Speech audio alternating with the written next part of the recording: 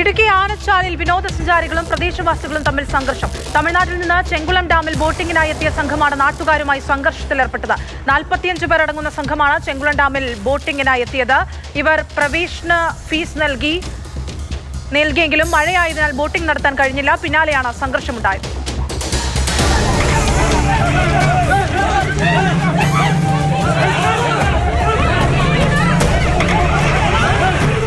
ഇന്ന് വൈകിട്ട് ആനച്ചാലിന് സമീപം ചെങ്കുളത്തായിരുന്നു ഈ സംഭവം നടക്കുന്നത്.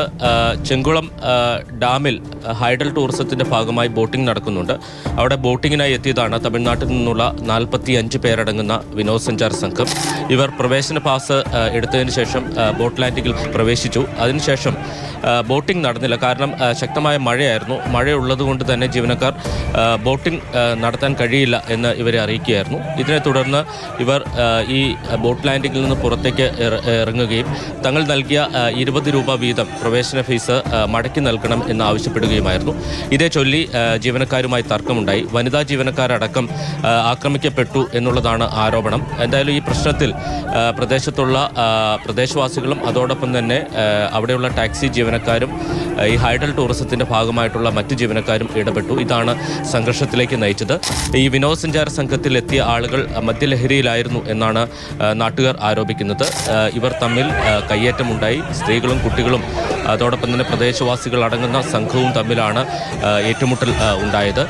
ഏറ്റുമുട്ടലിൽ കൃത്യമായിട്ടുള്ള കയ്യേറ്റ ശ്രമം ദൃശ്യവുമാണ്. ഈ പ്രദേശത്തുള്ള ആളുകൾ പറയുന്നത് ഈ വിനോദസഞ്ചാരികളുടെ ഭാഗത്താണ് പിഴവ് സംഭവിച്ചത് എന്നുള്ളതാണ്. ഈ പ്രവേശന ഫീസ് മാത്രമാണ് ഈ 20 രൂപ എന്നുള്ളത്.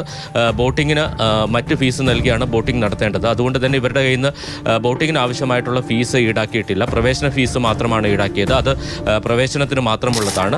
അത് തിരികെ നൽകാൻ കഴിയില്ല എന്ന നിലപാടാണ് ഹൈഡൽ ടൂറിസവുമായി ബന്ധപ്പെട്ട കരാറുകാരും ജീവനക്കാരും എടുത്തിരിക്കുന്ന തീരുമാനം. എന്തായാലും ഇതേ ചൊല്ലിയാണ് തർക്കമുണ്ടായിരിക്കുന്നത്. ഇടുക്കി ജില്ലയിൽ മഴ മുന്നറിയിപ്പും അതോടൊപ്പം തന്നെ ഇടിമിന്നൽ ജാഗ്രതാ നിർദ്ദേശവും നിലവിലുണ്ട്. അപ്പോൾ സ്വാഭാവികമായും ഇത്തരം ജലസാഹസിക വിനോദങ്ങൾക്ക് നിയന്ത്രണം ഏർപ്പെടുത്തിയിട്ടുണ്ട്. അപ്പോൾ അതിൻ്റെ ഭാഗം കൂടിയാണ് ഇതെന്നുള്ളതാണ് മനസ്സിലാക്കുന്നത്.